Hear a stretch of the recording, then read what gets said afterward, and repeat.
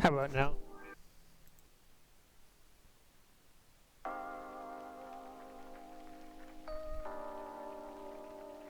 Touch higher, I think.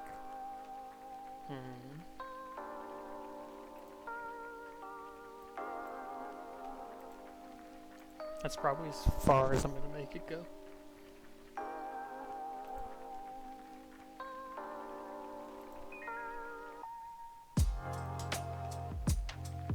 And honestly, it feels hot. That's good. Okay.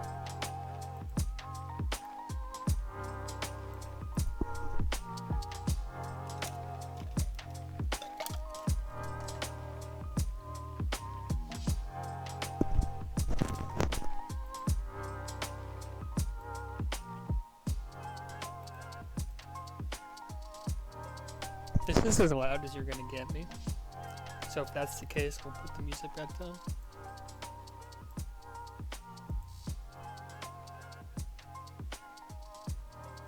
And I'll change that a little bit. I almost have to like eat my mic. I really just need to get a new mic is what I need to do.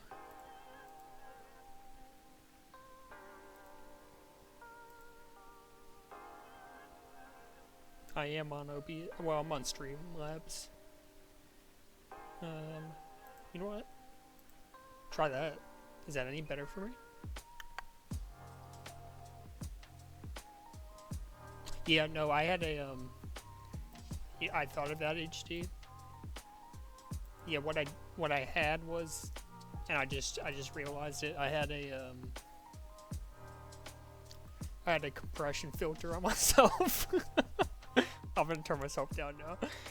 I had a compression filter because I watched a Ron Sponson stream thing once,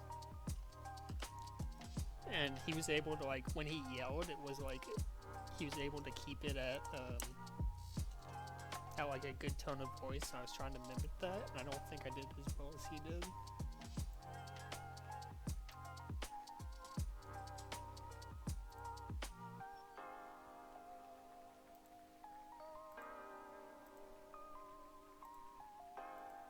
This is good. Okay, we'll keep it here.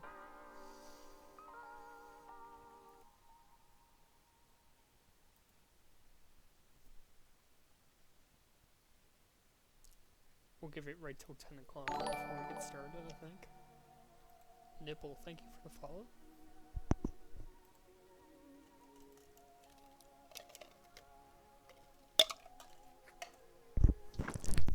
That's a good decision, HD, I think.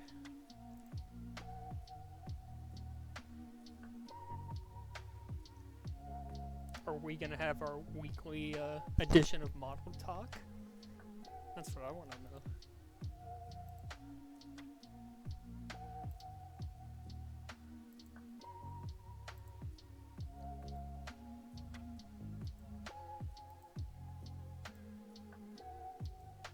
By the way, those of you who don't read the MOTP content channel, if you want to get in the show,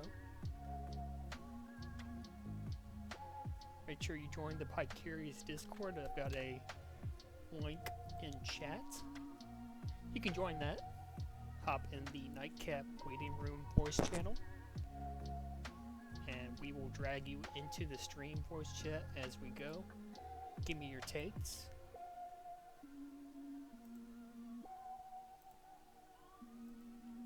Howdy, howdy.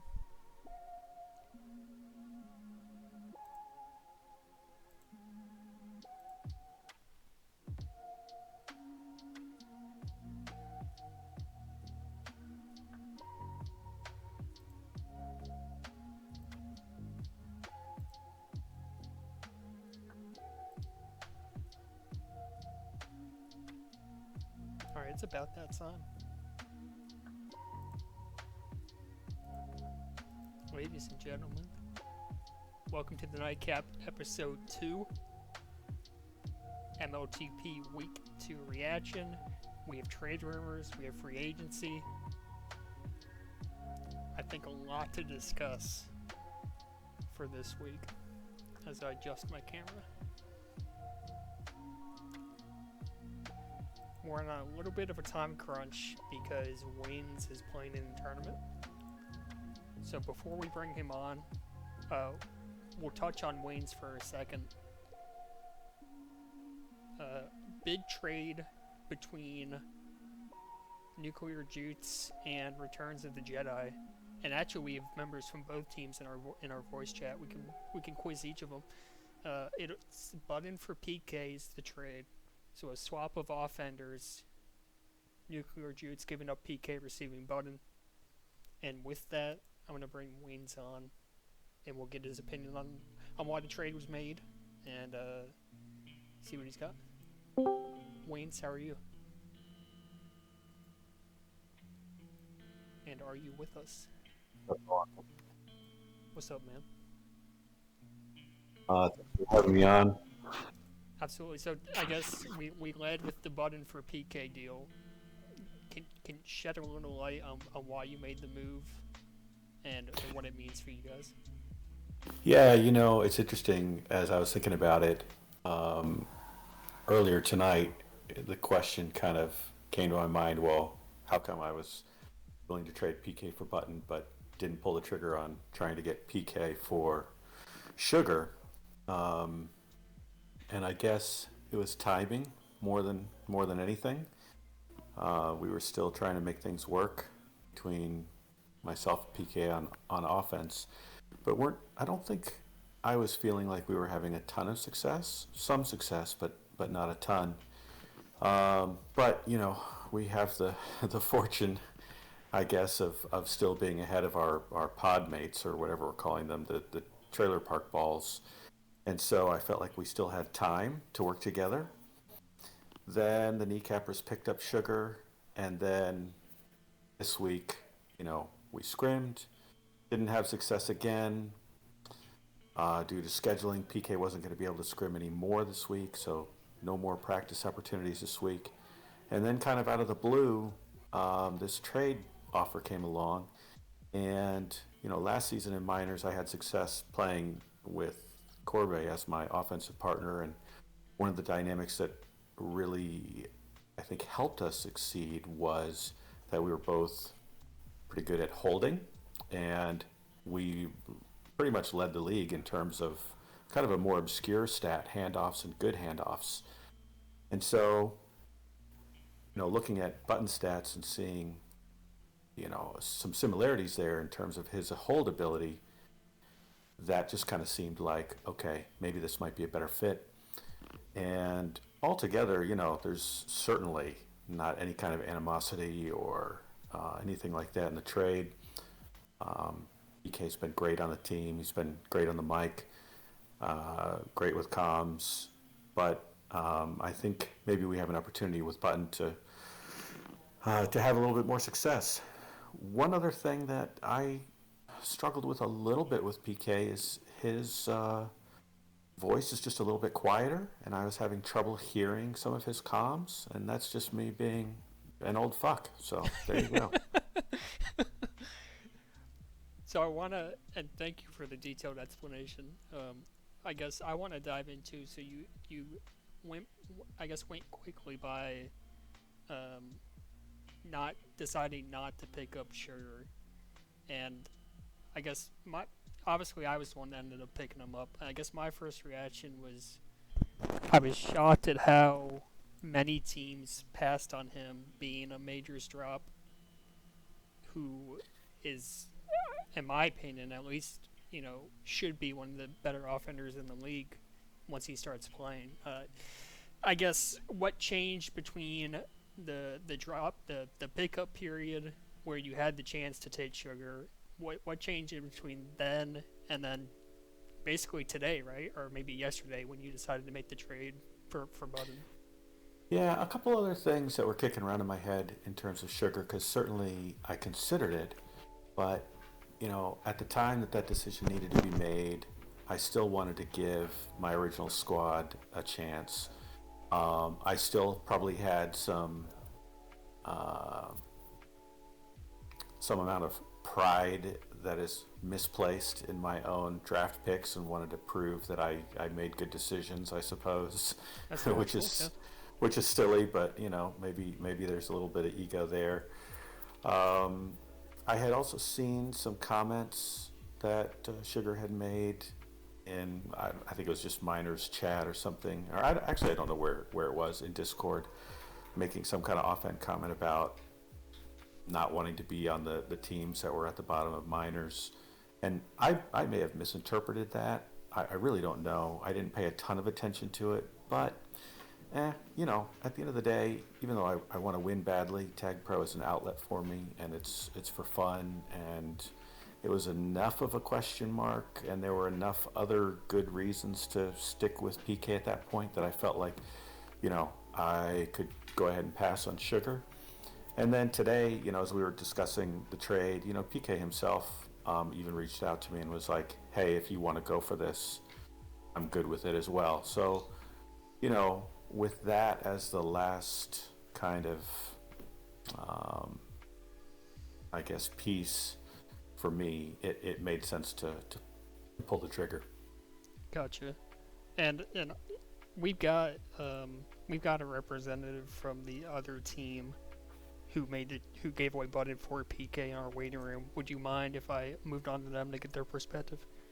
Yeah, no, absolutely. Thanks for having me on. Yep, thanks, Wins. And before, let me drag you out. Before I bring Big Bad in here to get RTJ's side of things, I find that interesting. And not that PK's manipulating, but you hear Wayne say there at the end, PK had reached out and said, "Hey, if you want to make this trade, I'm fine with it." Basically, it not really a manip, but I know Big Bad and PK obviously have prior history.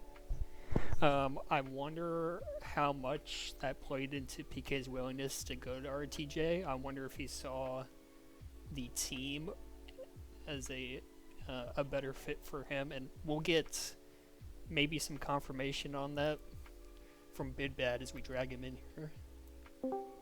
Big Bad Ball, how are you? Hello, hello, friends. I am good. So we heard from Waynes, who gave up PK for one of your offenders, but gave his reasons for why he was willing to give PK away. I guess, why were you guys willing to give up Button for PK, and what do you think PK brings that Button doesn't? The biggest thing for us, we really were looking to switch something up. We had a lot of different. Vader and I talked a lot about different things we could have done to switch the team up. I know we're sitting at 500, which through 2 weeks isn't terrible, but when you look at our pod mates who are 8-1, 1-0 against the same two opponents, not the greatest look. So we were looking to switch something up. We had a couple of different ideas in mind. Most of them actually involved me going to offense, but ultimately decided on the trade in combination with a free agency move. I don't know how public the free agency move is yet, and it's not quite finished. Well, if you don't say it, I'm going to. Okay, so we've dropped Colmo in addition to trading Button for PK, and we're calling up Awuga, however you pronounce that, from the RTJ novice team. Yeah, if you'll let me just speak on that a second. This is so. When you told me this was so interesting to me. Like, so you guys get swept in a pretty competitive series week 1, right? I think Reset Theory with their full roster is a pretty good team. So like you said, you obviously feel like you need to change something. You go into week 2, you sweep Pup Patrol like I think you would have expected to, regardless of your roster. And then here comes free agency, and it's just an opportunity for you just like to completely rework your offense. And you bring in PK, who we played with last season, who I think is just a really good like second ball offender. Does a lot of the small things well, wins power ups, able to support his other offender well, made some clutch OD plays, and then you pick up Awuga, who's like this star novice player through 2 weeks, who like clearly looks like he doesn't belong in novice, and I just think it's so interesting. Like in 1 week, you've completely revamped half the roster, and I think largely for the better. And that's coming off of a week where you swept. I think that's so interesting. Yeah, it was really kind of a do the two in combination or do none at all.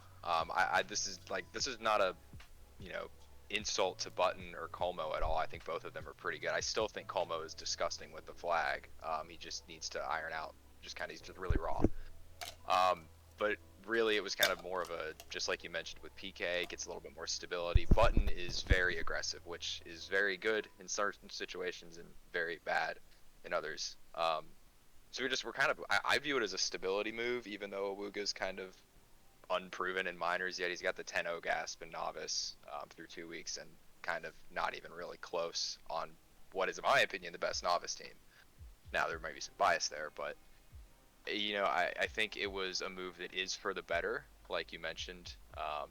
It kind of all, Vader and I threw it all together in about maybe 45 minutes to an hour in DMs too earlier today, which was kind of funny.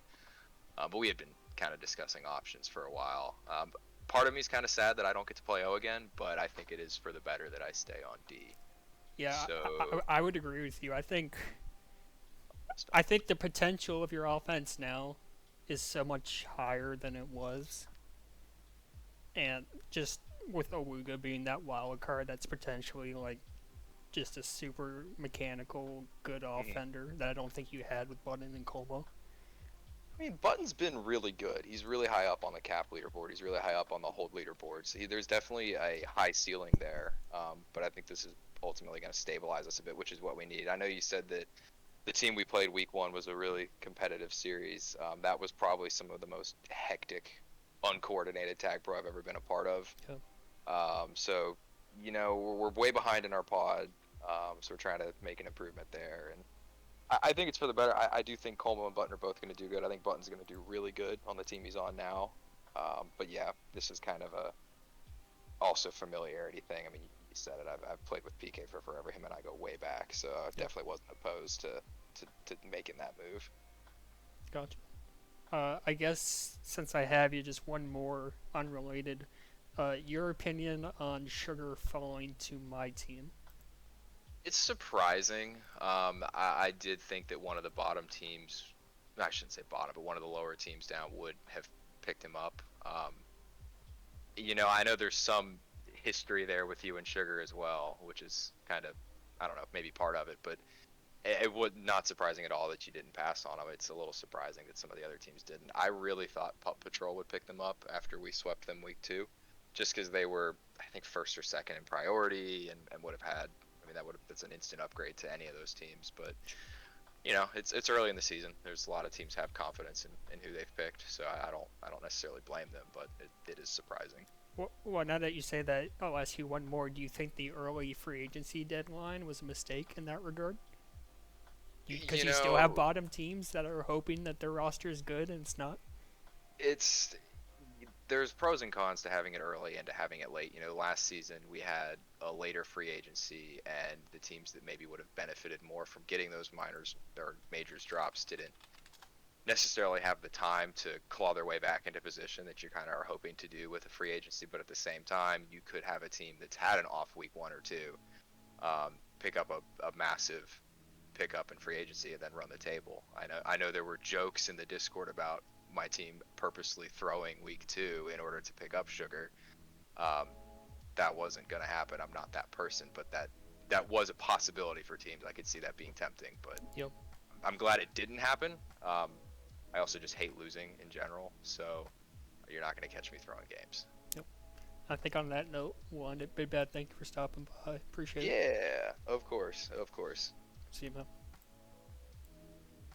Okay, before we get Blob in here, Active did ask for another free agency week. I can confirm, well, I say confirm, not quite confirmed yet. I think we're still waiting on some free agency. We're still working through the process as far as going down the list of teams, but I can tell you I've had a couple of sources tell me that Ducky will be called up by the Eternal Turtles, and I believe that is a Morpheus drop. I don't know that for a fact, but I think 90% confirm that Ducky has been picked up by Eternal Turtles, and Bidbag will confirm that in chat.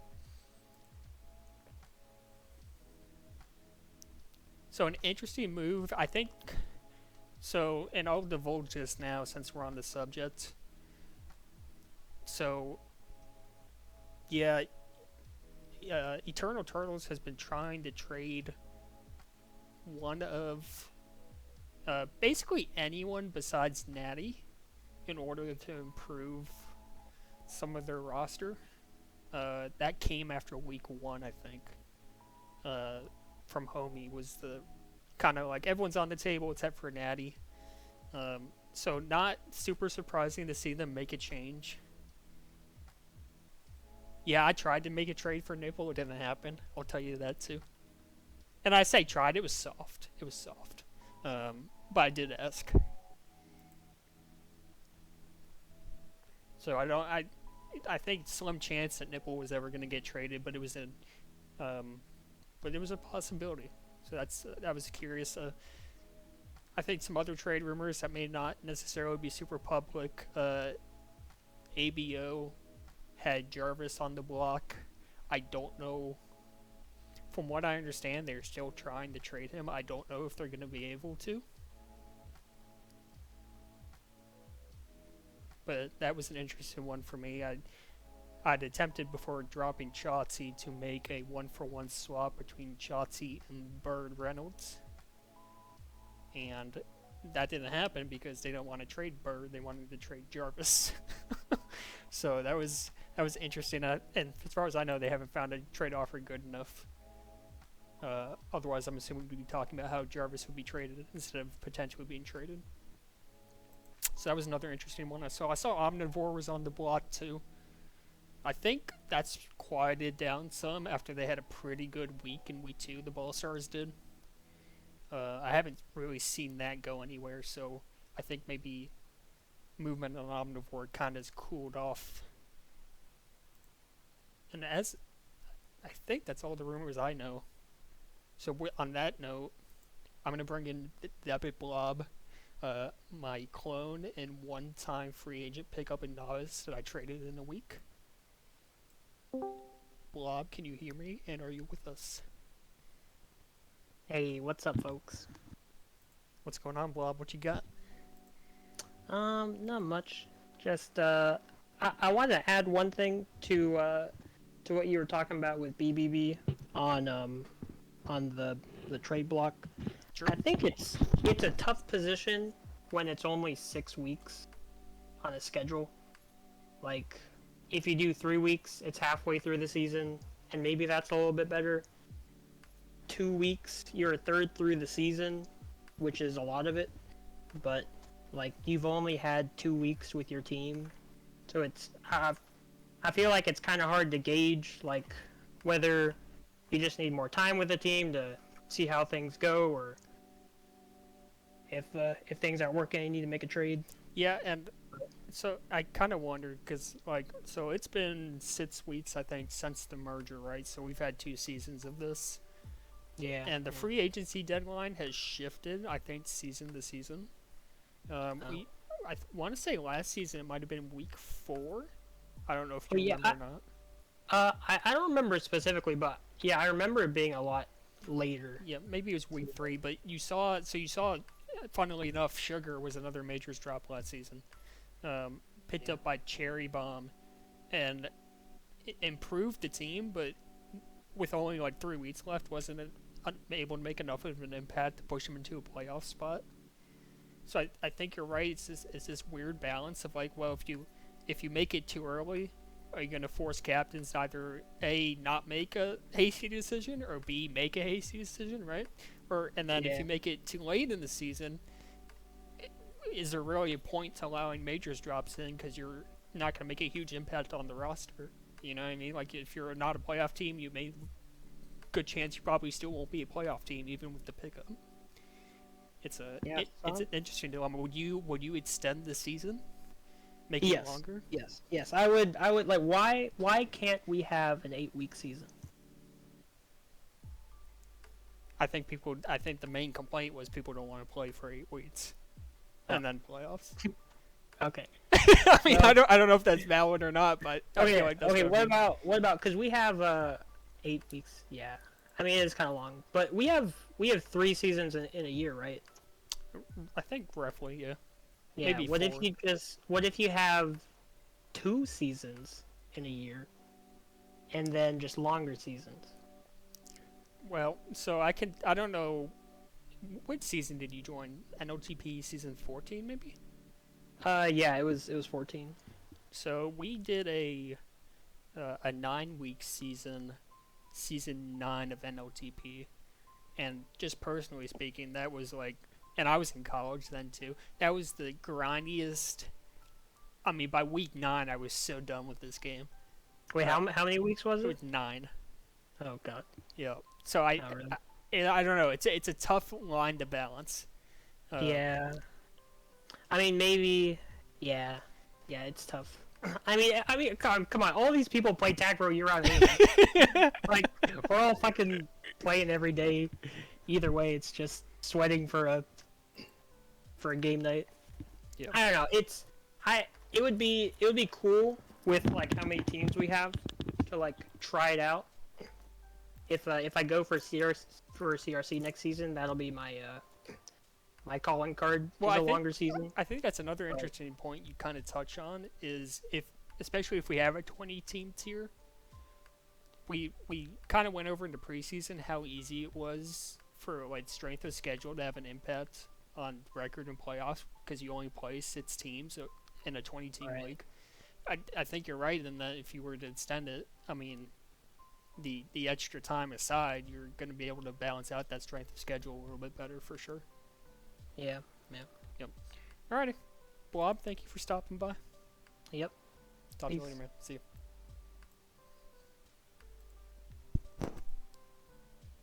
Okay, we don't have any more callers at the moment.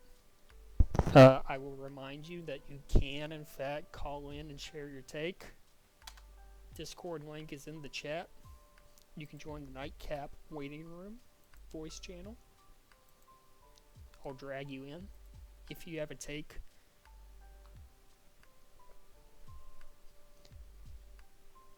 So we'll touch on week 2 reaction since we haven't really talked about that yet.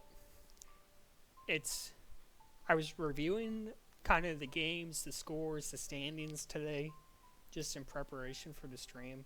Koos, I'll get to you in a second. And I don't know how we feel about this. What really it seemed like to me, it just the top of the standings don't feel right. Like, if you go look at the standings right now, your top teams, LBT, sure, Green Bean, sure, but then you get to 3 and 4, and I don't want to be toxic here, but it's Cap City and Blue and Converse Ball Stars in the 3rd and 4th spot.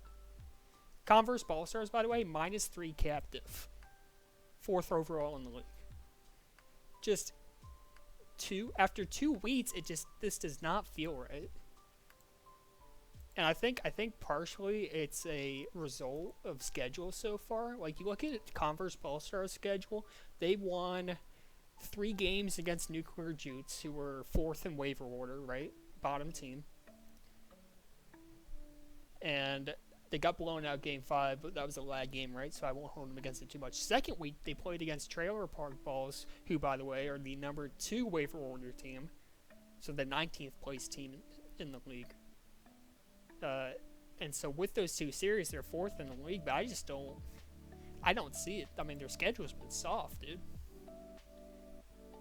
Alright, Koos says he'll talk about this. We'll bring him in. Koos, what do you got to add, man? Well, I thought you were going through some strength schedule stuff. I figured I'd lend an ear. Yeah, please. No, I think I get what you're saying, and I'm still torn, I guess, on. I wish we just had every single VOD, right? Because then you could sit there and say, all right, I'm looking at these teams that are at the top. We have isn't it one of the teams that isn't the team that's leading, or one of the top 3 or 4 teams? They don't have a streamer for either of their games. I don't know that for a fact, but I'm I looking- oh, yeah. I would buy it. Cap City and Blue, they haven't had a streamer for either of their games. So you could, I mean, and we haven't scrimmed them yet either, right? So they haven't lost yet in regulation. And then you can sit there and go, well, they're good, and they have way more caps than everyone else does. Yeah, but look, Well, I mean, look at How I much just that's- they played how much they that's- played Paw Patrol week 1, right? And obviously blew them out of the water. As I think that's gonna be largely the story of Paw Patrol season, right? So we kind of expect that team to lose and lose by a lot. So week 1 they win 4 out of 5, sure, okay. Then they go into week 2, they don't have Boogie, which is a loss to Cap City Blue, but they go up against a Reset Theory team and sweep them, who doesn't have Acheron starting, who's probably the best defender in the league. So I mean, how am I supposed to take that sweep as anything but, well, they kind of got lucky that Acheron wasn't there. Yeah, and people are high on this Dragon Ball fellow, and I think you've said some good things too. I saw one 5-minute stretch in TPM, and I said Dragon Ball is not going to be a call up in this league. Sorry, Dragon Ball. But no, you've got a point. Yeah, and part of it is some of those week 1 results are kind of in parts lag related, right? Right. I'm trying to think. I don't know which ones and how many of them were. I feel like part I know of it- Cap City Blue and Nuclear Jutes both had lag games that have been talked about. Yeah, but I don't think many people really talked about having any of those problems this most recent week. True. I've not heard. And if they did, we'd have to, I'm interested to hear from people. Yeah, it just obviously I'm hating on Converse Ball Stars and who's my other one, Cap City Blue. But then you look at the top 2 teams, and it feels kind of right to me, right? I think LBT hasn't had the hardest schedule in the world. They're probably not an undefeated team by the end of the regular season, but it feels like a good team to me. I think they're where they should be.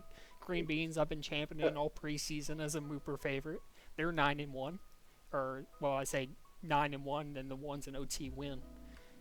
So that all feels right. I just this 6-week regular season, I just don't see these standings by the end of the season really lining up with how good teams are.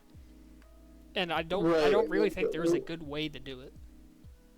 No, and I think the other thing that comes up that's interesting to me is that you look at last season's playoffs, and I obviously was not very much paying attention throughout any of the postseason or any of the season last year. But you did have some like really weird seeds make it into the semifinals and the finals. So I do think, part of that is, these shorter seasons like you and Blob were talking about. On one hand, you want to make it so that there's a fair, or you want accuracy, right? Like you want the best team to have a chance to be the number 1 seed and not like the 5th seed. Yep. So, I know, and the funny thing is, it's easy for us to all talk about as though, and Flaccid's got the right point, where the regular season, it just has so much variability with 20 teams. Yeah. And I guess allowing 16 teams in the playoffs helps combat that, and then the seeds, I mean, while inaccurate, in theory, the better teams should be able to overcome it. Like we saw M&S do last season as a 10 seed, right?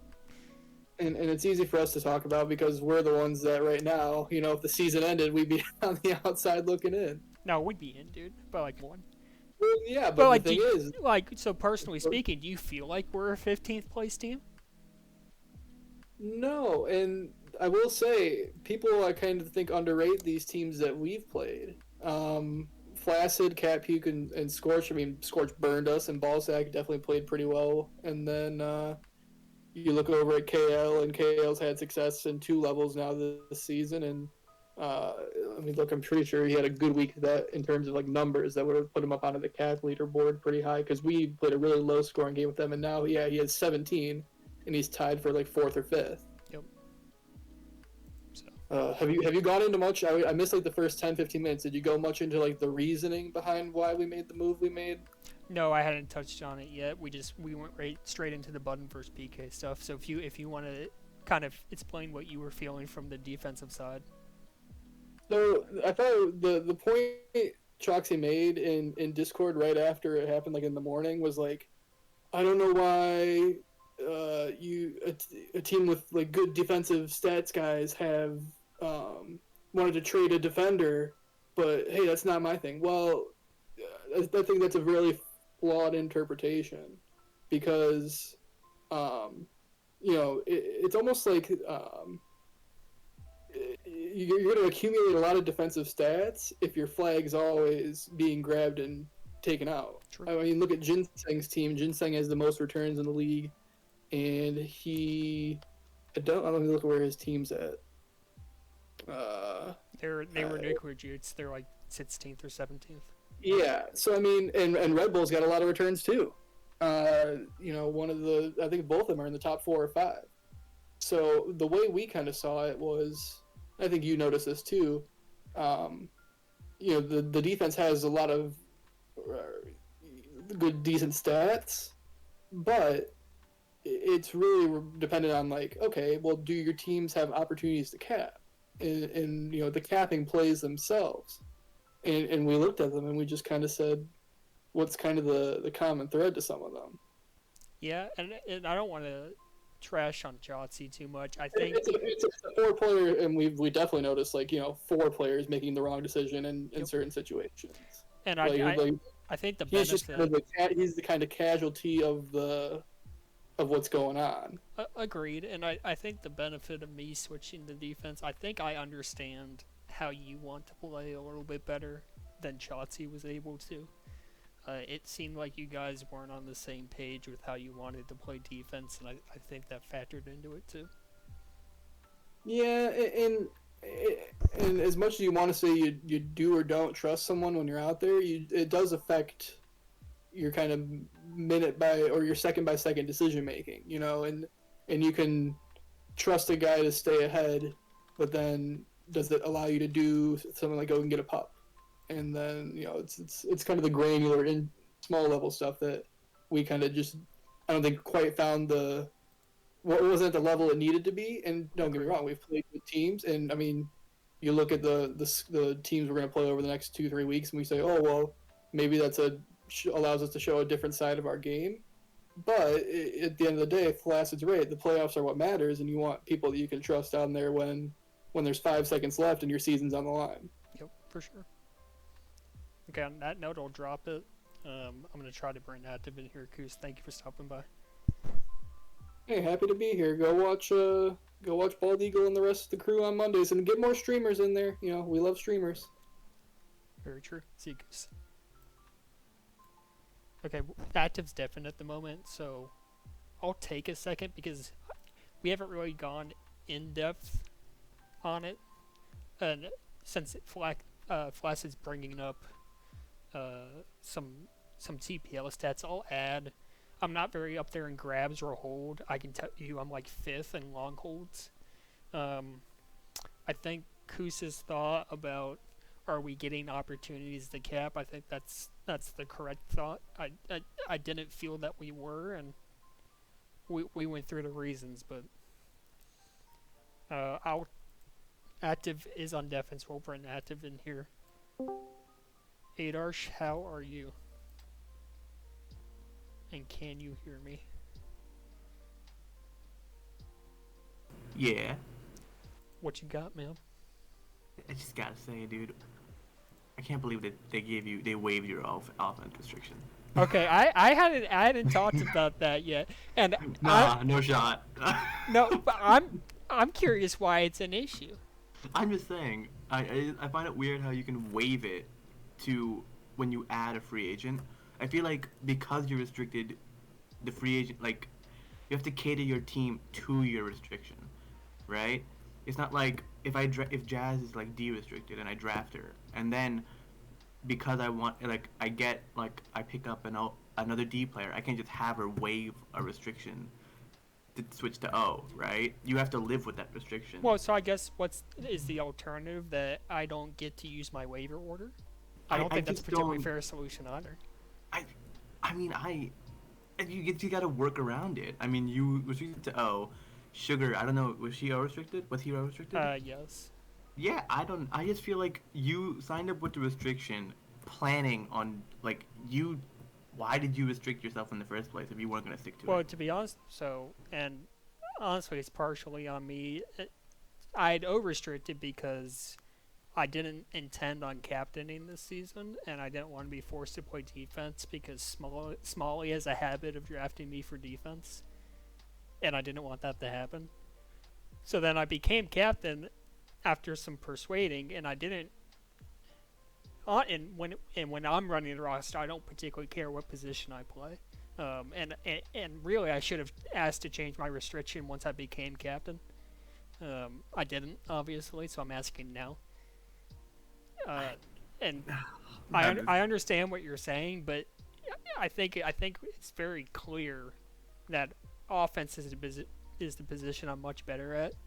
I don't even know, dude. Because like you look at your TPL profile, you've got a 10 DGAS season. It's fake. What do you mean it's fake?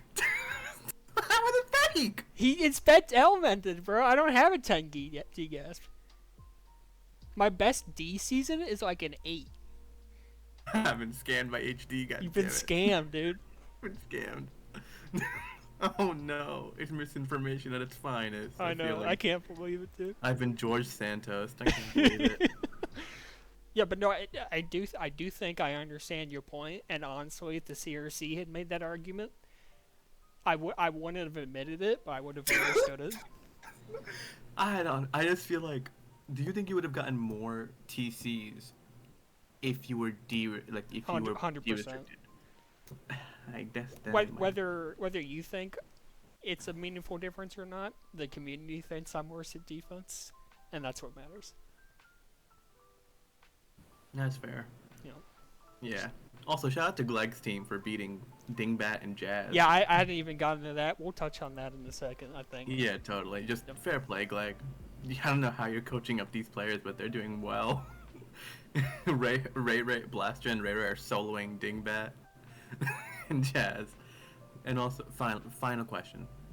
Fuck, marry, kill. Dan Campbell, Jared Goff, Barry Sanders. I'm just wondering. Well, you have to. God, I think you marry Barry.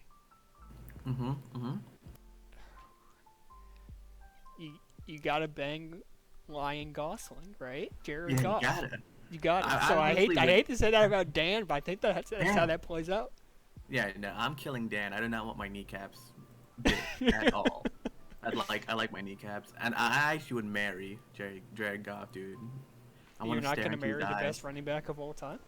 No, I want to stare into Jared Goff's eyes in bed. Okay, on that note, we'll leave it. Thank you. Oh, Lord have mercy.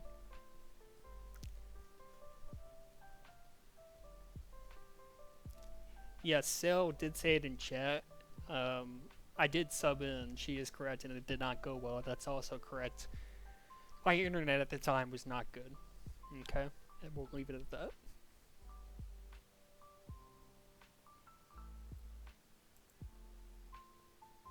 So, since Active mentioned it, and I don't think I have any other callers at the moment, and Active, your time is complete. We'll touch on less Floorbenders. I think what they have done. Well, let me back up because I wanted to talk about them in regards to free agency. So obviously we talked about it last week. Vigil ghosted the team. So the precedent has been most recently by my team 2 seasons ago. You get an out of league replacement to take the spot of the player that ghosted. So in this situation, JH13, former Miners defender, has played, I think recently played 2 seasons ago. I'm not sure if he played last season as well. Has come in to replace Habana. And I think that's an equal trade. The reason I bring it up in regards to free agency is in order to make that move, they lost their waiver order, right? So Flairbanders went into the free agency as the 17th ranked team in the league, so they had forced selection on any majors drop or free agent. So once they made that out of league replacement for Vigil, bringing in JH13, they were moved to last in the waiver order, and it really did not make a lot of sense to me. And I know Glad probably wasn't going to drop any of his players anyway, so in reality, it probably doesn't matter all that much. But it's a weird thing to me. Like, you replace a player with a relatively equal player. Why does that mean suddenly that you don't get to take advantage of the waiver order that was given, that should be yours based on standings? Like, you're not getting a significant increase in skill from the replacement, right? The intent is for that replacement to be equal in skill to the player you lost. So it's odd to me that in addition to that replacement that they took him to the bottom of the waiver order. It didn't really make any sense to me. Now, that being said, we saw last Flarebenders go out and take 3 out of 5 games against Dingbat, Jazz, I'm Radical, and I can't remember. Maradona is their 4th. I mean, that's a team, some really good players on it. They take 3 out of 5. And I tell you what, this last Flarebenders team, by the end of the season, if Ray can keep improving, if Blaster can keep improving, you got the comms from JH, you got the comms from Glad, the confidence. If just the confidence of the team continues to grow, they're going to be so dangerous come playoffs time. I think this week's series showed they're going to be a playoff team. They're not bottom of the barrel, I think, by any stretch. I haven't really looked at their upcoming schedule, so they might get schedule scammed, but they feel like a playoff team to me, and if they get in, I feel like they're a dangerous one for sure. They play against Eternal Turtle, who has had their struggles. They play them this week, who will have the call open Ducky, right? They go on to play Blue the following week, if my schedule is correct. I think it is. And then they take on Reset Theory and Pub Patrol Pod. That's not a horrible schedule for this Flarebenders team, dude.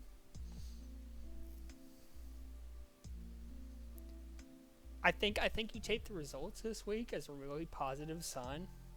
Who are the 4 teams they're getting in over? Butt and Ass? I'll tell you. Give me 1 second. They get in over Pup Control. They get in over Chirpog Balls. They get over in Nuclear Jutes.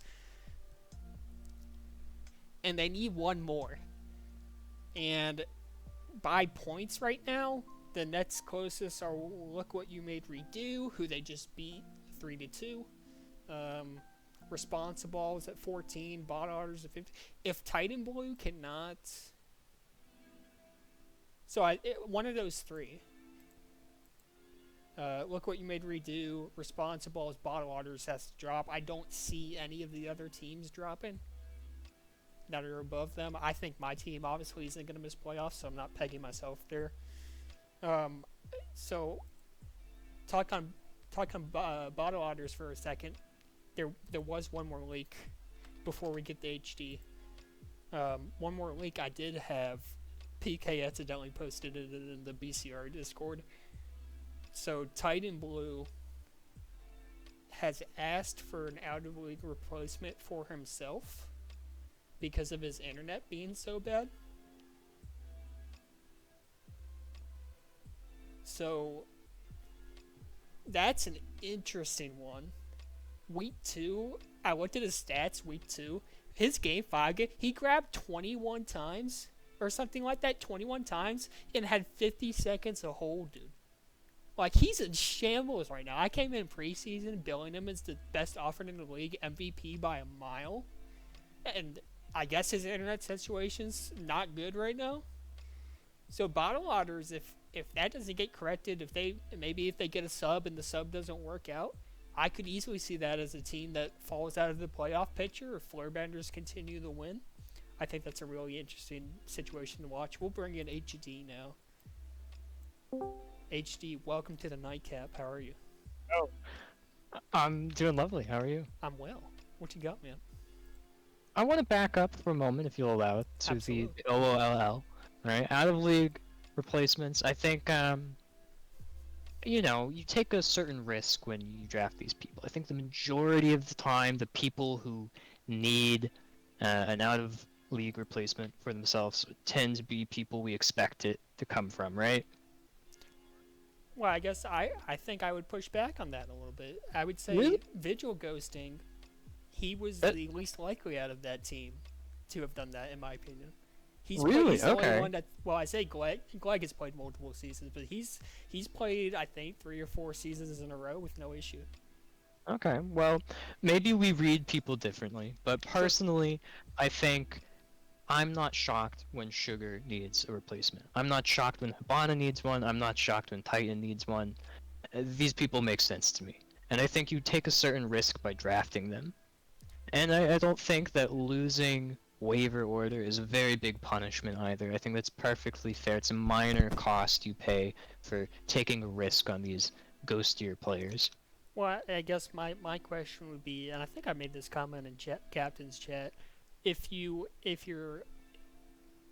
have out of league replacements as a standard response to these sorts of situations with no additional, I guess, punishment. I don't know if punishment's the right word, but no Yeah. other negative consequences to it. Does it not allow teams to more fairly evaluate a player in the draft? So, for example, you say, let's say Sugar goes for really cheap because people are scared they're going to ghost, right?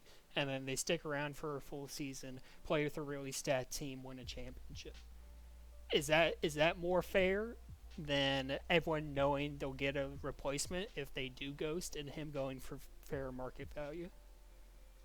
I think that these people often also don't just have the ghost tax, or negative tax really, on them in the draft though, right? I think that regardless, they will go for a lower value. I guess your point though is that it at least raises it in some sense during the draft, which is a good thing. You're right. I don't know. I'm not a player anymore, so I'm not going to be too angry either way, fortunately. Yeah, so I guess follow up, when are you becoming a player again? Never again. Never I'm done. again! I've been enjoying freedom so much. Have you? Since I've got you, are we doing model talk for this week? Yeah, sure. We can do some model talk. I've sent you the spreadsheet. Hopefully you can pull it up on stream kind of again. Yep, give me I know it one was second. vaguely Elliot. scuffed last time, but It will continue to be scuffed. But you know what? We're gonna make it happen. oh, that's right. They did a contract with Yes, I Titan. remember that That's now. funny. Yeah. Okay, I believe I have you up. I wonder if this violates that contract. I have no idea. So someone just followed Sugar. Thanks for the follow. Okay, Oh, I hey, do have the model up if you want to give us your info. Yeah, and I don't blame you or anything either. Sugar, to be clear. Stuff happens. I get it. Yeah, okay, the model. So let's scroll over to the right. I think the question asked was who could fall below TLF. And looking at this top chart called Reseed Week 2 on the right, this is what the seeding will look at like after the pod reseeding. So like, you know how each pod leader will be guaranteed a top 10 seed? Well, this is going to be what it looks like after things get rotated around. So TLF right now, last player blenders are sitting at 49% chance to make playoffs at all. And looking at this chart, I think the people most likely to fall beneath them would be Paw Patrol, TPB, Kneecappers, and Look What You Made Redo. And that doesn't look very far off, right? And like you said, they have an easy schedule too. So if they show up strongly next week, you know who they're facing? Tell me. I don't know. I'll look it up. I think I said they were playing. I don't know. Let me stall for time as I check the schedule. They are playing in week 3 Eternal Turtle. Right. Okay. So turtles. I mean, I'm big on turtles, but you know, if they have a strong performance there, where they're probably expected to vaguely lose, yeah, it looks like turtles are favored 56 to 43. If they show up well, if they win like 3 out of the 5 games, I think they'll be favored definitely to go into playoffs at that point. Yeah, I guess. Do you let yourself have a personal opinion as to who falls out, or are you strictly model driven? I'm not paying enough attention to the lower teams' rosters, Sure. honestly. So I would trust the model for the most part here. Yeah. Any other take before I let you go? Any questions about the model in chat? Yeah, let's give chat a second to see if they have anything. Just to explain, hopefully it's mostly self-explanatory, but the numbers at the top are your seed, right? And the teams are on the left there. The numbers in the middle are the percent chance that you get, say, the second seed, third seed, etc. Yep, so if I'm green beans, they have a 41% chance at the 1 seed, right? Exactly. Makes sense. Why does TPB have such a high percent at number 10? TPB... Is that a function of the pod seeding? It probably is. I can't see They're TPB second for from the some. bottom, 24%. Yes, they are. Okay. So what's probably happening is that they are in a pod with another bad team. Let's verify that. TPB is pod mates with Nuclear Jukes. You'll see are also very far down. Not super far down. They're also at 49% chance of being the 10th seed. But when you're in a bad pod, you're going to get a low seed no matter what. But since you'll be reseeded to the top 10, because you're technically a division leader, you have a high chance of being at number 10. That makes sense to me. It is really interesting, though, how much that percentage is, I guess, different from their It stands other out, seeds. right? Yeah. It definitely stands out. If we look at the next quote-unquote worst pod, I think you're probably looking at the one with Reset Theory and Pup Patrol. Pup Patrol is seen as a little bit lower elo-wise than the Nuclear Jukes and TPB, but Reset Theory is seen as much better, and it's just theorized by the model that Reset Theory will do better than both Nuclear Jukes and TPB. Reset Theory is the next worst pod leader. Gotcha. Makes sense. I wonder if anyone complained about the potential of bad pods existing and someone getting a potentially unfair playoff spot. I'm sure that's been brought up. I mean, and we talked about strength of schedule a little bit today. It kind of in the same vein.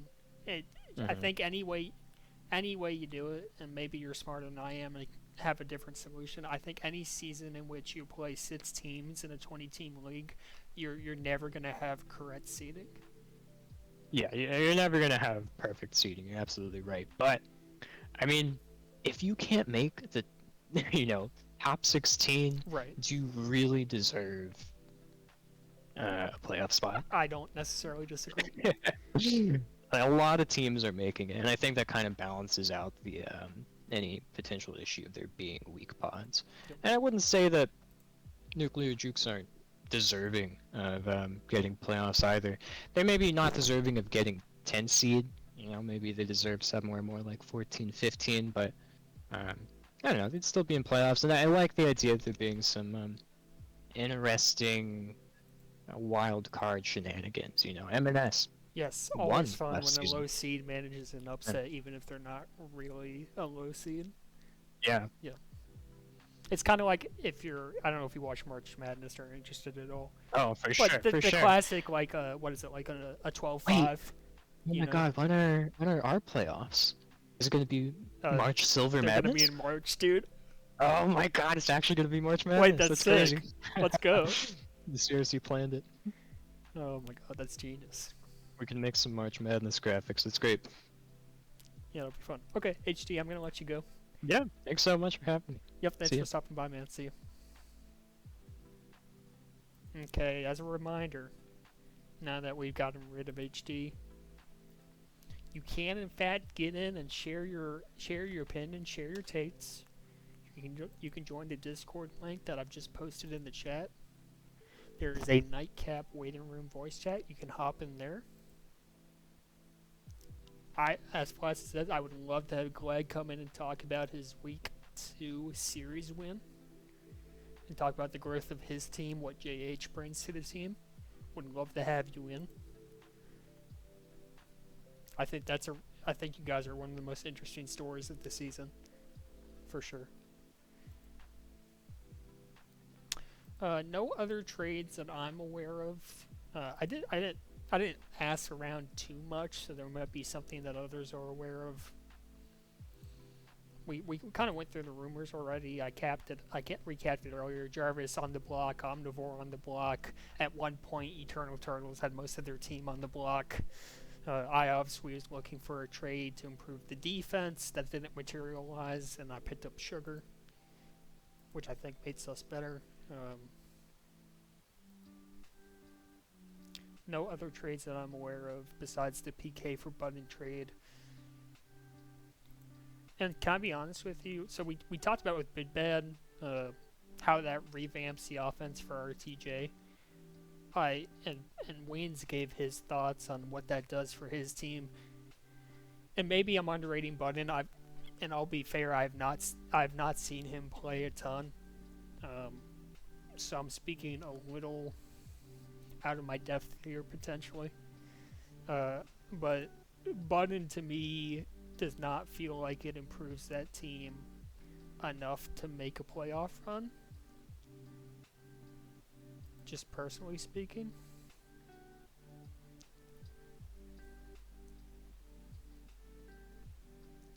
Yeah, so I'm reading a DM, so give me 1 second. So a few teams are pending on the notice for the Como drop. Like we said, as part of the PK Button trade, once RTJ picked up PK, they did also drop Como to pick up Awuga from Novice. So keep that in mind. And yeah, that's all I've got from this DM, I think. Looks like Yalpa will join us in a moment, so we'll wait around for him.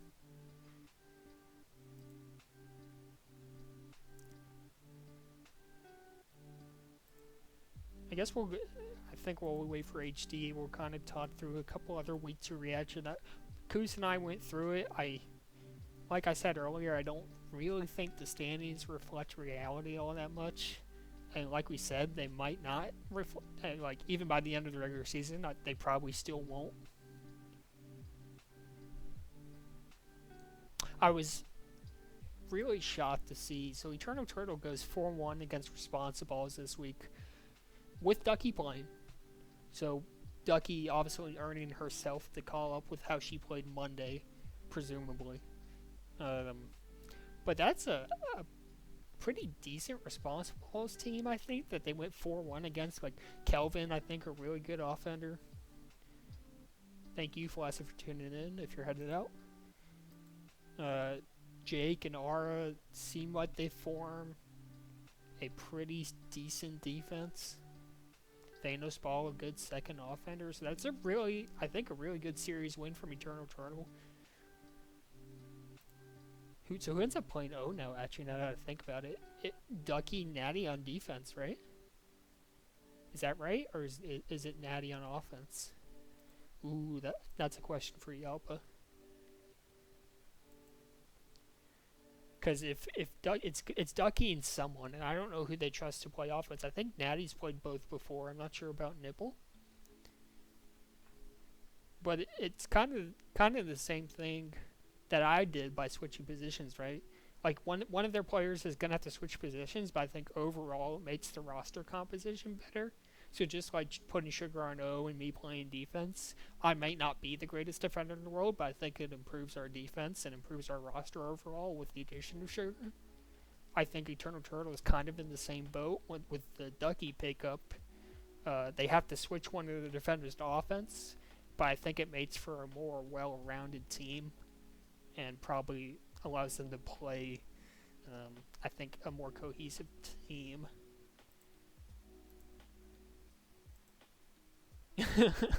Yelp in chat with the handball elites. We'll get him on here when he's finished.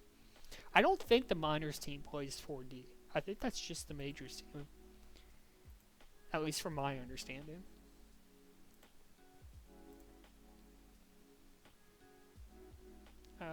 I've implied this, but haven't really spoken to it, so we'll continue talking about Sugar some. We had four teams.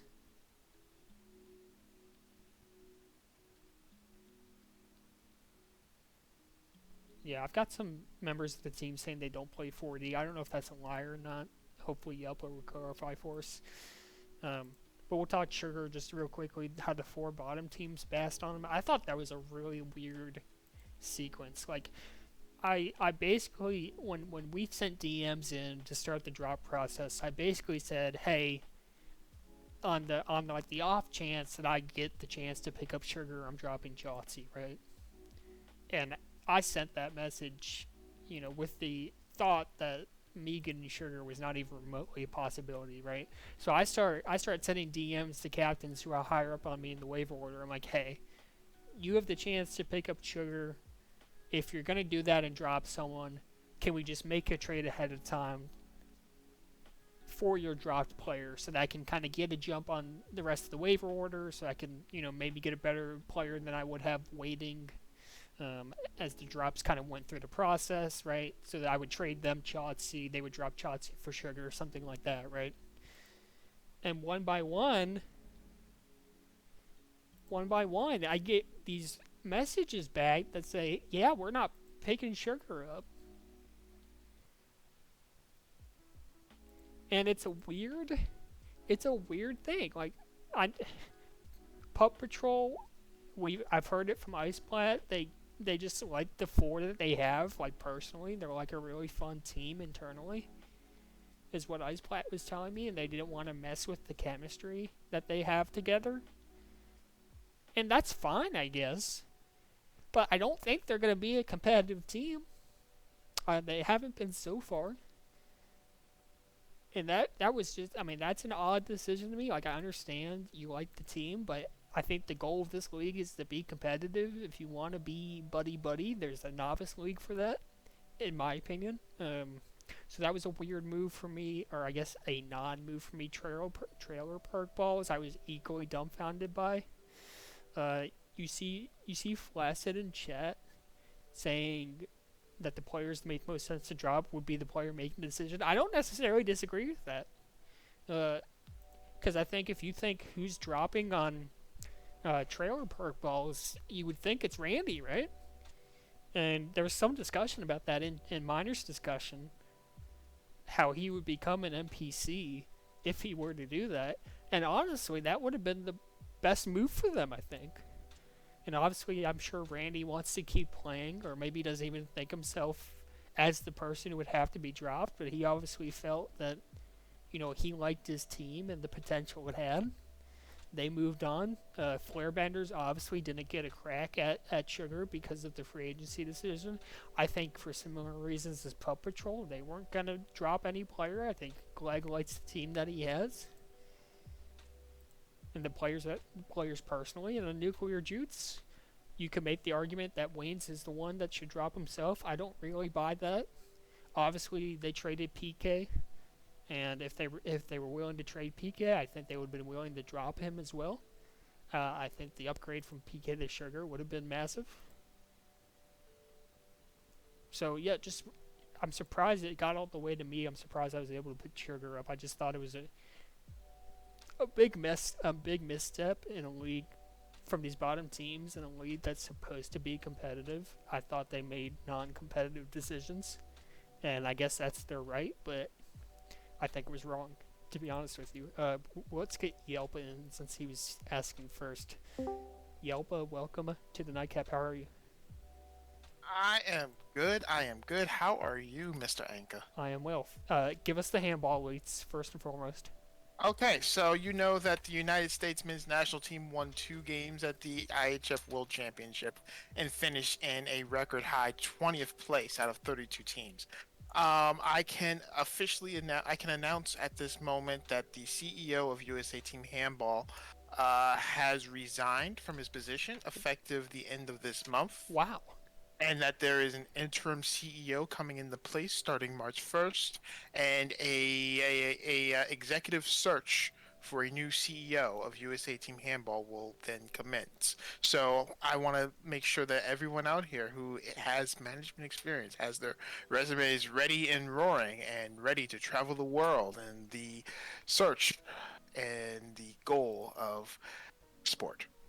Do we see Yelpa CEO in the future?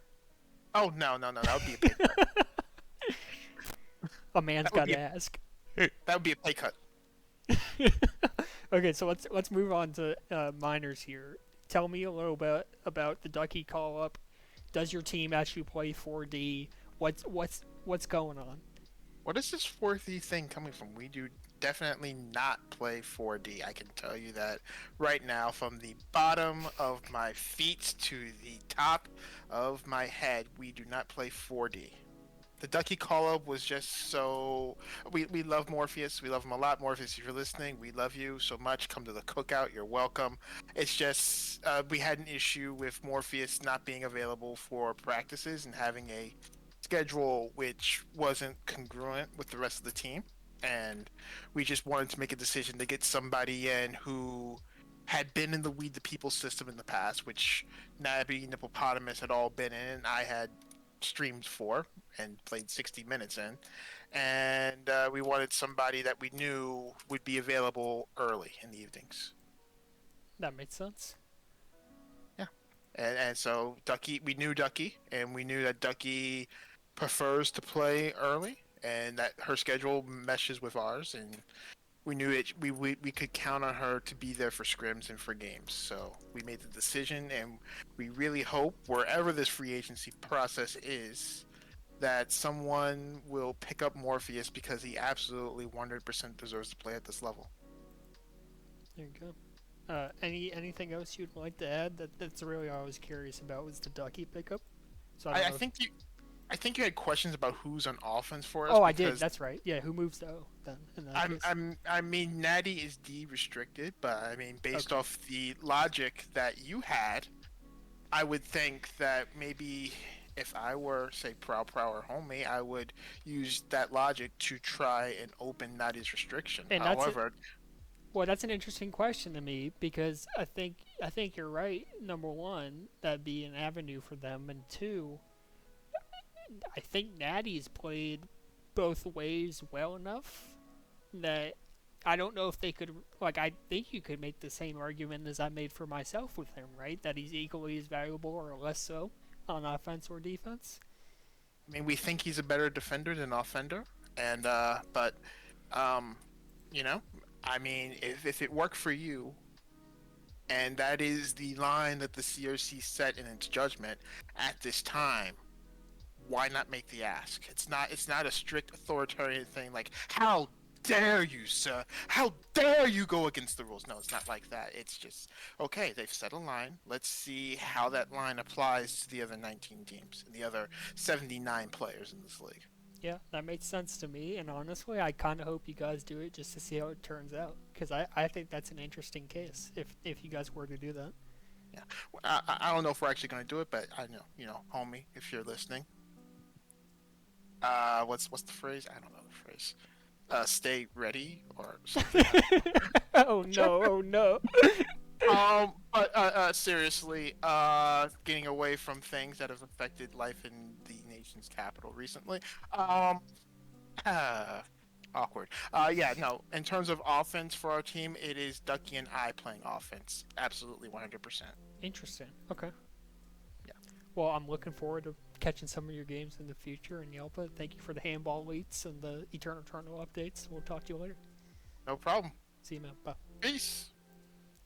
And we'll move right on. Gonna bring Flaccid Trip onto the stream. Flaccid, I hope you can hear me. I can hear you. How are you today?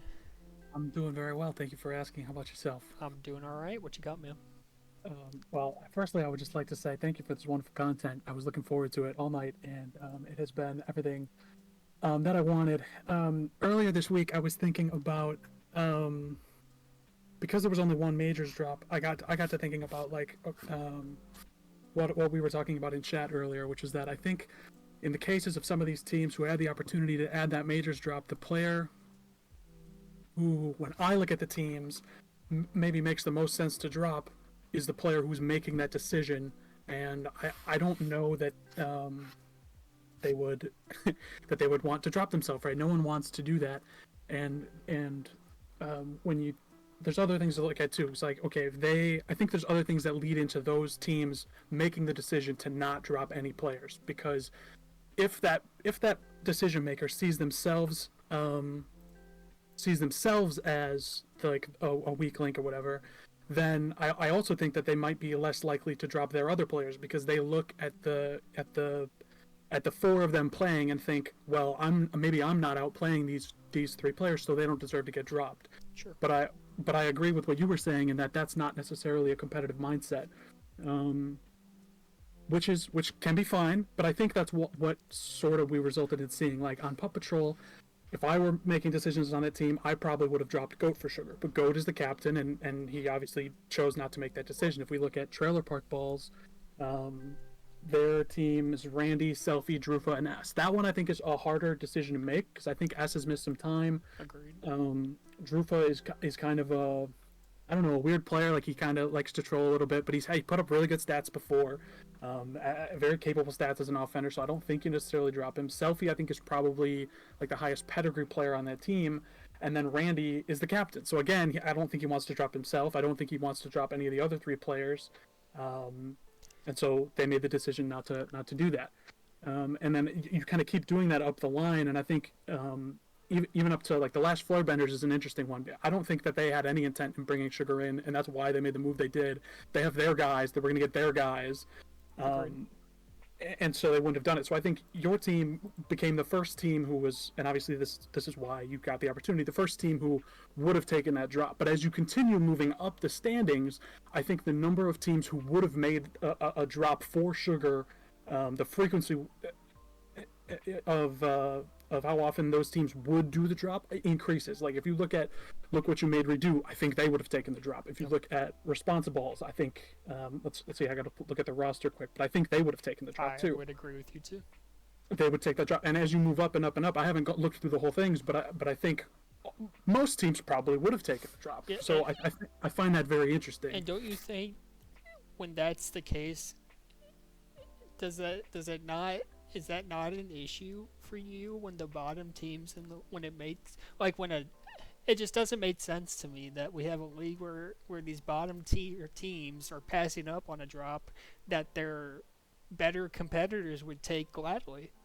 You know what I mean? It just, like, I understand that they want to play with their buddies and whatever, but you're, in theory, this is supposed to be a competitive league, and it's just such a non-competitive decision to me that I really don't get it.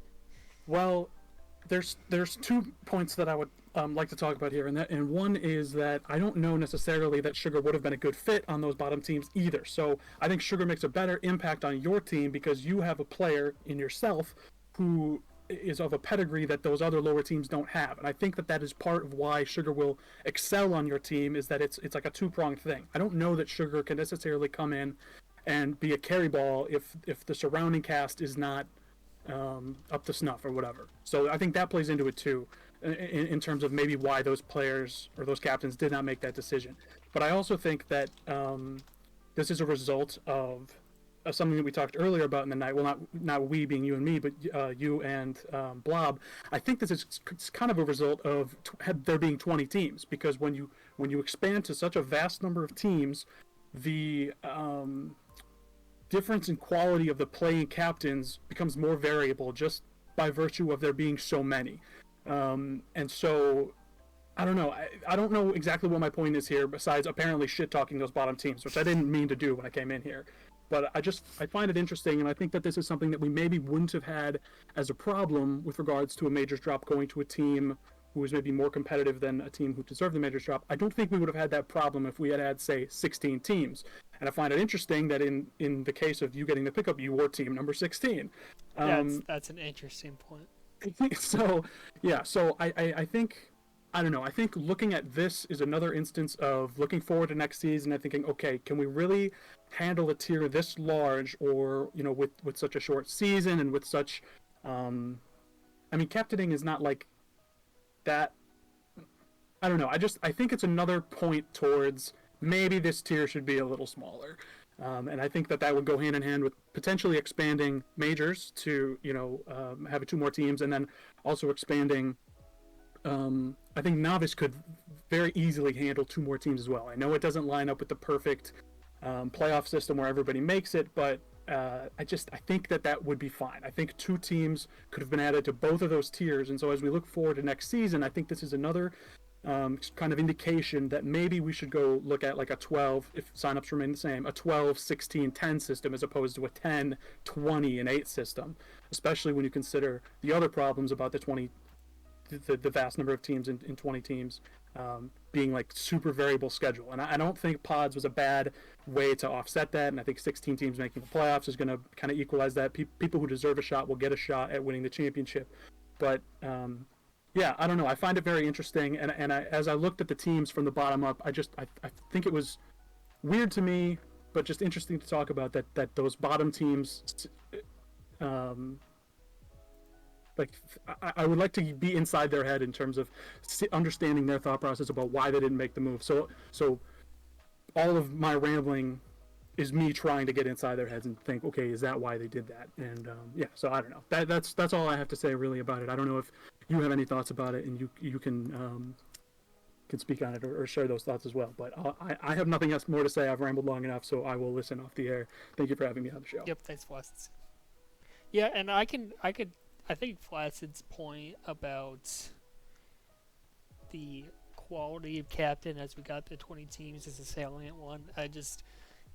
If you read my 20 thoughts preseason post, I did a little mini power rankings within that post, and I had the four worst captains by TC allotment and perceived quality as missing the playoffs, and so far my prediction's not doing too bad. It's really hard to find 20 quality captains who are not even roughly equal in skill, just like not totally overmatched, right? Like if you had tight end on good internet versus someone like Goat or someone like Randy Bobandy, obviously the difference is extreme in talent. And I thought the CRC did the best they could at finding 20 quality captains. I think Flaccid is right. If you were able to pare that down to 16, span the other 2 tiers, I think the tier as a whole is in a much better shot. Maybe Randy is now a 3rd or a 4th ball on a good team, versus being the captain of a bad one. I think that makes a difference. He was asking about insight into those captains' minds. I can tell you I DM'd a couple of them, like I said, because I wanted to get ahead of their drop process. I would agree, talent evaluation they have to be good at that too, but I think it hurts more. Like, I can be bad at talent evaluation, and I could drag a team to close to a 500 record, right? And I don't mean to pump myself up. I just think I'm pretty good, yeah? And I think people would agree. When you have a bad captain that's bad at talent evaluation, you end up with a team that's won 1 game over 2 weeks, right?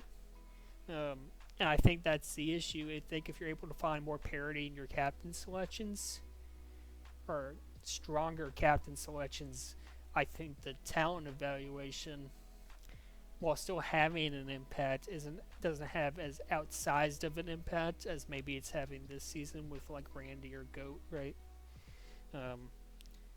So I think there's that to take into account. But like I said, I DM'd some of those guys because I was trying to get ahead of the drop process for their players. Goat told me straight out that he just liked his team, liked the vibes, and didn't want to make a change.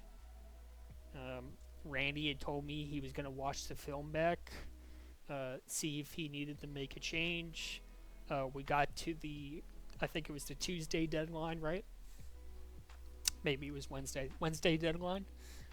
And I had DM'd him about 7, 8 o'clock that evening. He got back to me and said, hey, haven't really watched the film all that much. I don't really feel like there's a change that needs to be made. I think the 4 that we have are what I'm gonna stick with. And so I think in some cases I don't know how much thought there was at all to making a change. Goat thought about it for sure and just decided he was against it, wanted to keep his 4. Randy, I'm not sure there was much thinking about it done. And then I really don't. Wayne's came on the first 15 minutes of the show, talked about his reasoning. I still didn't really understand it. I understand that some people might find sugar, I don't know if off-putting is the right word, but they're uncomfortable picking them up, and I can see that. I still think it was an odd decision to not pick him up and then trade PK the day after. That was intriguing to me. I will say we scrimmed with Sugar Wednesday because Chotzi was missing, and I didn't find any abrasiveness there. I didn't think they were abrasive when they were on BSP 2 seasons ago. They were micless then, so I don't know. Not able to be too abrasive without a mic, I guess. But I've not had that experience. I don't know. Flaccid, you can maybe think differently there, but I haven't seen that. Yeah, so really interesting discussion. To be honest with you all, I think I'm just about done. We've talked about week 2, talked about the standings so far, some free agency trades, rumors, leaks. Some really good discussion about majors drops, tier size. I don't have a whole lot else. Unless anyone wants to get a last minute call in, I'll give it a minute or two. And then sign off for the night.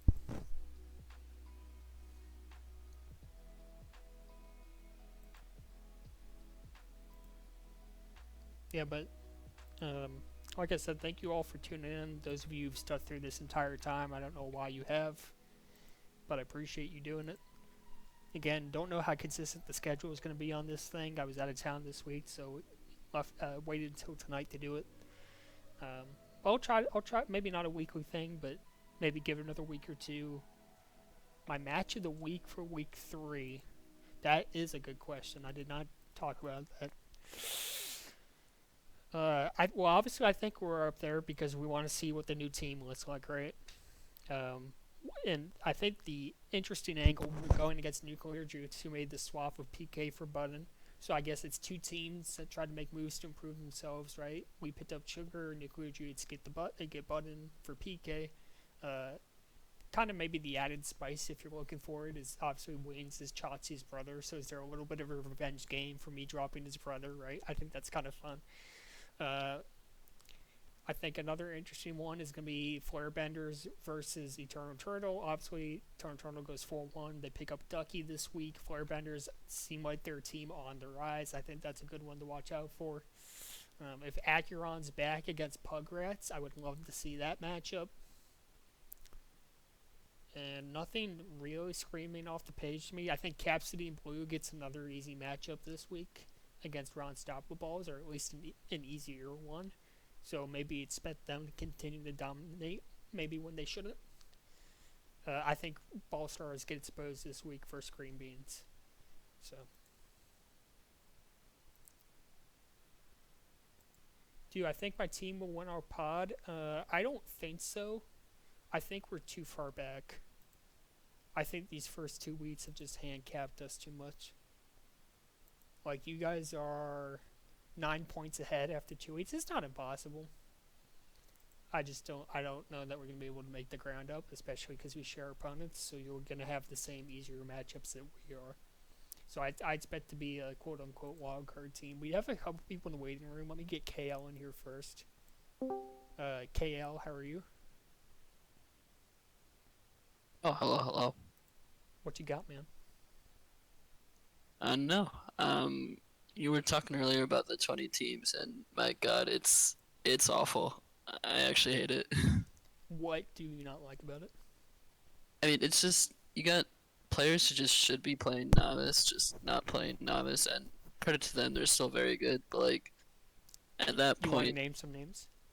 no, I'm not about starting drama, but it just makes the league like gotta strangle for trades that no one's really willing to trade because there's just too many teams. It's just, I know, it's just bad. So you talk about trades. Why are you trying to trade Jarvis?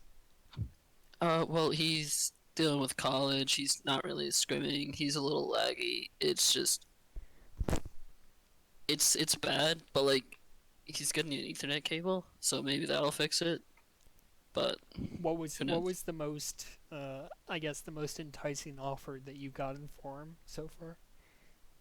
so I'm not gonna name names, but it was Well, there's no fun in that. if I Titan offered us a couple good trades on his team. I'm not gonna name which defender, So but to me that means RKT. either.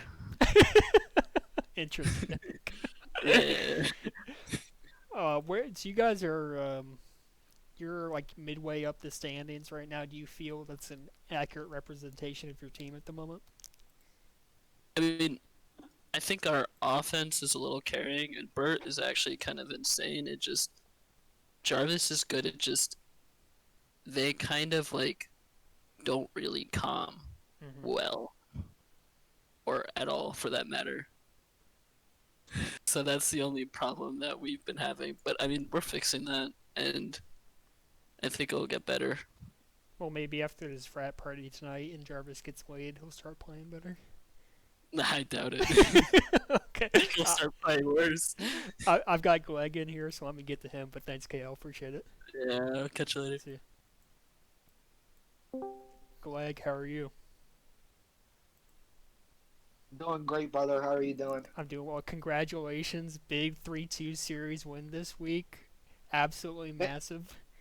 Thank you, man. I'm really proud of my team, especially after having to witness the CRC trying to hold me back all fucking week. I had to wait. Balonga, tell me, why did I have to wait until Sunday, or was it Saturday? One of the 2 days to figure out who I would be able to play with on my team. And it took me calling them out and minors discussion to figure out who was going to be on my team. The last time I saw a league this ineptly ran, it was either when I was running Eggball or when Kink.io was running Eggball. It's unbelievable, dude. It's like I'm trying to talk to a brick wall when I try and talk to the CRC. It's actually unbelievable. And honestly, I think you're right. 2 seasons ago, and I think I mentioned this, I had the same situation, and it took us until like the day before a game to get a sub approved. And it's like, how is a team supposed to prepare? You know, they're dealing with losing a player that they obviously wanted to play with, and then now they're uncertain about who they're going to be able to play with going into their game. It doesn't make any sense to me. It's a 5-person vote to allow a player into a lead that should take maybe 30 minutes. You know? Yeah, dude. It's like fucking 18 to 23-year-olds have a higher likelihood of voting than the fucking CRC does. It's unbelievable. I've never seen anything like this. Yeah, it's actually kind of nuts. But now you do have JH approved. What do you think JH does that makes you guys better? He talks, and he talks a lot, probably too much, and he says the same thing over and over. No, I'm saying, but he brings really good comms to the team, and I think he matches our energy well. But yeah, overall, I'm pretty happy with the squad. I'm pretty surprised that Sugar fell to you. I'm really confused about some of the decisions that other captains decided to make in passing up Sugar. I don't really understand it. I see a lot of stuff in chat about abrasiveness. Well, like, who gives a shit? Like, I don't know. Like, to me, like, it's a silly decision to pass up Sugar. Well, you in know that how these situation. tag pro players are, man. They're soft. Dude, it's unbelievable. I mean, I see in chat, like, or Yalba came in here, and it's, like, literally saying, Morpheus, we love you still. Like, have my child. Like, bear my firstborn. Because, like, I'm sorry we had to drop you, but, like, I want you to marry me. Like, no, dude, stop gaslighting the kid. He sucked at Tag Pro. You didn't want him on the team anymore because he wouldn't practice to get better. Well, you know what I got to say to that? It sucks you didn't get someone that was just, talented right off the bat, like, a Ray Ray. Because, you can't teach Shaquille O'Neal to be 7 foot 2 inches tall or however tall he is. He just is. Yep. Like Ray Ray is just that guy, right? Absolutely. And, you just sometimes got to say, Morpheus wasn't that guy, but people are not willing to say that. for whatever reason when they drop players. You know, and it's like, stop gaslighting the kid, man. Like, goddamn. Like, maybe he gets off of the game and does something better with his time if everybody just says the truth. Like, I haven't seen Morpheus play. Like, that's not me at all, like, talking about Morpheus's ability. But, like, man, like, stop gassing him up. Like, gee, Yeah, I've but never seen if you think anything guys, gas him up. if you think they're bad, tell them they're bad. You know. Yeah, like, actually, though, because, like, I don't know, someone calls me bad, bro, like, it's gonna motivate me more to get better, because I'm gonna be like, okay, then I fucking suck at the game. But it's like, dude, like, if you're gonna drop somebody, stop telling them that they're good. Stop saying it's just because, you know, of, like, so-and-so reason. Like, oh, we just didn't mesh well together. Like, what the fuck does that mean? You're 4 balls on the tile. What do you have to mesh? True. Just talk. True. Figure it out. Like, I don't know, man. Like, people gotta be honest. I'm with you, man. All right, well, I'm gonna call the stream. I think. Thanks for the call in, and I really am rooting for you guys. So hope you continue winning. And I would Thanks, love to man. see. I would love to see Ray win like DBOS or something. Yeah, man. I got one more thing to say. Sure. Yeah. And that's my weekly call out of that pussy Rick G. Rick G, I'm talking straight to you right now. I hope that your team continues to be the first seed, and I hope that you pick to play us in the playoffs when we inevitably make it. You know why? Because I got to teach you who your father is on the tiles. And it's not your father IRL. It is me, GLEG. I'm your father. Pick me in the playoffs. We're going to show you who the real ones are. Thanks, Greg. And Appreciate it. that's a fact, Jack. See you, man. Alrighty. That is a good note to end on. Thank you all for tuning in to the stream tonight. I appreciate it. Like I said, we'll post a note in content whenever I decide to do the next one. Thanks for tuning in, and GG's. Good luck in week 3 rest of the way.